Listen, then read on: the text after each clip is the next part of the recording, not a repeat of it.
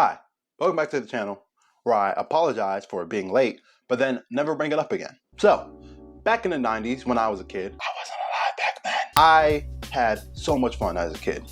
I mean, the internet was just starting. There were plenty of good TV shows such as, Teenage Mutant Ninja Turtles and Power Rangers and others that were wacky and fun as kids. There was candies with way too much sugar and toys that soon be banned for its destructive nature. And back in those days, there was also a war. Now, what type of war, you may be asking? Is it war between rival countries fighting for ultimate global power? Well, kinda. Because these global wars were caused by global companies. You see, on the playground would be divided.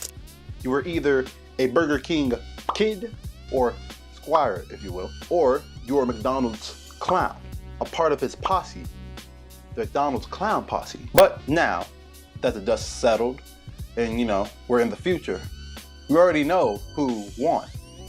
You see, McDonald's won.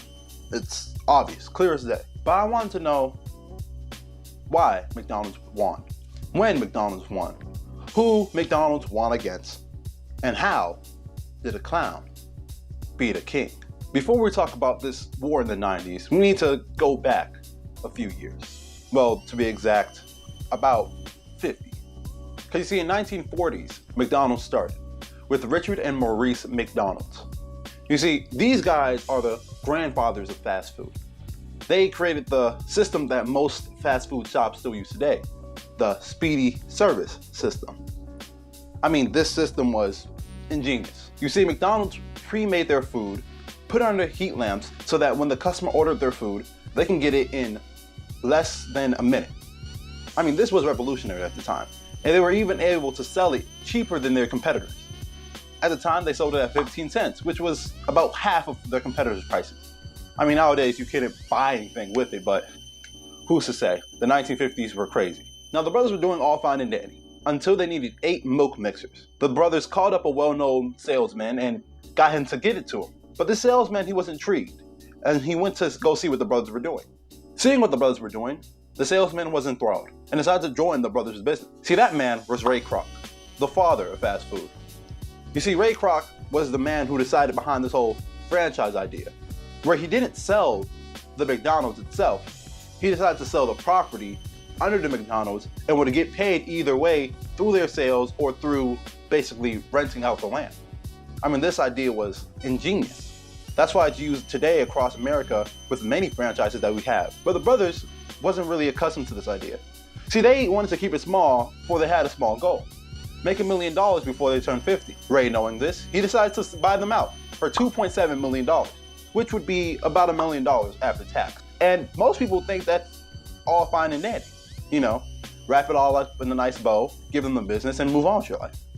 But the brothers didn't do that. You see, the brothers wanted to give the original McDonald's to the founding employees. But Ray didn't like this. He thought he'd be getting all the McDonald's, including the original one, especially the original one, since it has so much value to it. So what did Ray do? Did he cry, moan about it, and ultimately move on in the end? No. He opened up a McDonald's right down the street from the original, putting them out of business in a very short amount of time. After that, Ray took the business and ran with it. See, in the same year, McDonald's went public. And in the 1970s, so many McDonald's were opening up at once that you could say that McDonald's was opening up every 17 hours. I mean, that was insane. Ray did an excellent job. You see, Ray's accomplishment didn't end there. He created the iconic Ronald McDonald's clown, which back in the day, it was creepy, but now he's a little bit more jolly. Still creepy, just more jolly. You see, back in the day, employees would go to Hamburger University to major in hamburgerology and fries. Basically, they get customer service training. Nowadays, it's for higher-ups and managers to go higher up the McDonald's food chain. See what I did there? McDonald's food chain, higher up. Okay. Now that I've done the clown, let's move on to the king. See, the king was made back in 1954 by James W. Longmore and a David Edgerton in Florida. My hometown, actually. Home state. Home. It soon became a national chain and even expanded back in 1963. expanded into Puerto Rico. Why Puerto Rico? I don't know. Maybe they would like burgers over there. Hopefully, everyone likes burgers. You know their flame boiled original flavor? Well, that's because they couldn't use an instant machine. See, an instant machine is what most fast food shops use in order to make many burgers. But apparently these two couldn't get the hang of it. So now we have flame boiled burgers. Yummy. But as soon as McDonald's went public, they lost a lot of their growth. So much growth that they had to sell 274 of their stores to a company. What that company did with the stores, I don't know. But their plan was to try and grow secretly, which didn't really work all that much. After the founders left, Burger King got passed around a lot. I mean, they got passed around more than the thought at the party. A bong in college, a ball at the dog park, a note in class. They got passed around a lot, is what I'm trying to say. But now I believe it's in the hands of some millionaire overseas. As you can see, McDonald's was always in the lead. They had better management, they had more stores, they didn't lose anything from going public, they actually gained a lot more, unlike Burger King. They were just always number one. Burger King, on the other hand, was second place due to their poor management skills, their poor advertisement skills, and just their poor everything. So why did we think back in those days that there was a war going on? That these two companies were rival companies and one of them were gonna be better than the other one? Well, you can thank Burger King for that, for they threw the first punch through their ad campaigns. You know, those things you see on TV and on YouTube when you're in the middle of a video and yet they put an ad in the middle and then the whole video just feels off, especially if it's like a comedy video and then you're laughing and then an ad comes on and now you feel dumb for laughing at now a new ad. Thanks a lot, YouTube. You see, the first attack was on 1982, where Burger King starred a little girl in an ad talking about how Burger King's burgers are 20% bigger than McDonald's burgers. Do I look 20% smaller to you? I must to McDonald's.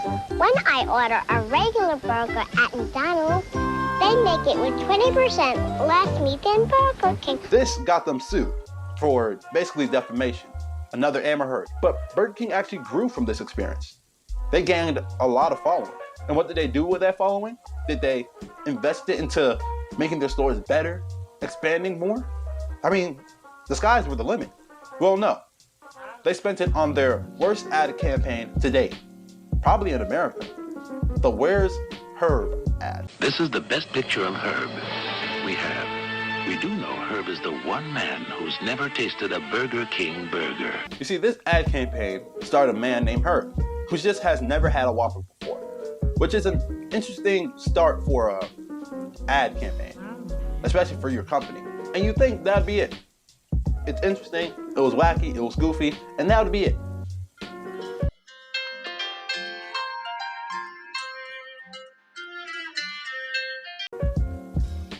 Sorry about that. I have an alarm set. Don't worry about the alarm. That doesn't concern you. Don't worry about my alarm. It's for personal reasons, my alarm, not your reasons. Don't question my alarm. Got it? Good. I'm glad we understand each other. Anyway, they took Herb on tour. They took him on tour to every Burger King in America. For the first person that saw him, gets $5,000. Why did they do this?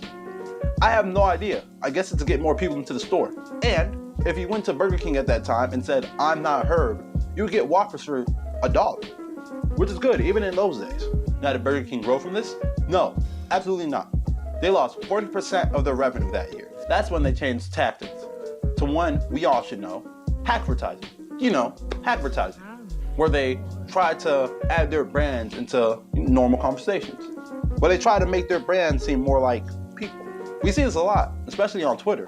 Wendy's popping off, McDonald's saying things, just a bunch of companies firing off at each other on Twitter. Why they're doing this, I don't know. They also had the Whopper Detour, where the app would take them to a Burger King, but it would take them further away from McDonald's. Another campaign that they did was the Moldy Whopper, where they'd show their Whopper decayed and moldy, saying that, theirs is all natural. While they had McDonald's products right next to it, still in perfectly good condition. So, how did McDonald's respond to this? Did they fire back with another ad campaign? Maybe say a few words on Twitter? No, they said nothing. Because they had no point. They're already number one. There's no point in shooting a dead dog, a horse in the leg, shooting a horse's mouth. Anyway, there's no point in firing back. In the end, Burger King was like the little brother trying to annoy his big, more successful brother, McDonald's. But personally, I'm still not convinced. I want to try both of their signature burgers and see which one is the best to finally end this war myself. Let's get to it. Whew, okay, just got the burger. So tall, so tiny. Look at that. Now look at the bun. Let's look at the bun. Let's look at the burger. Look at the burger. That does look kind of small. You guys can't even see it. God damn, I'm such a bad YouTuber. Okay. Here we go. Now, that is a lot of leftover lettuce. Like a lot. Taking a bite.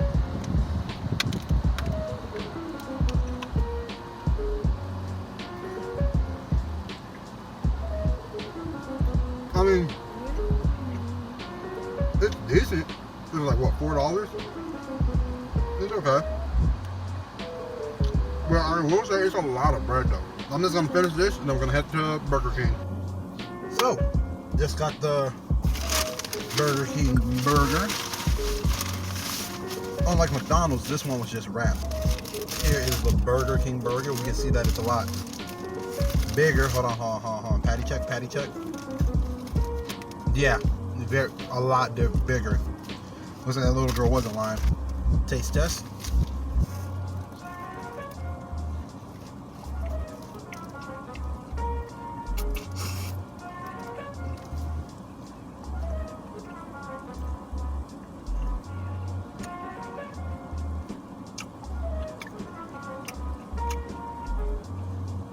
Well, I will say what Burger King does, and they do it a lot, is that they put like a hell of a lot of mayo on their burgers. I mean, some people like it, some people don't.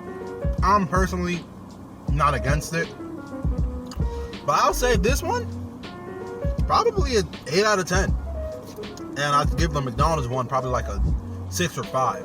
So yeah, I think Burger King wins in the burger race, but it still can't beat McDonald's. But thank you for watching. Make sure you like, comment, and subscribe. And make sure you comment down peanut butter in the comments below to make sure you watched it. I've been your humble host for this video, and I'll have to bid you adieu.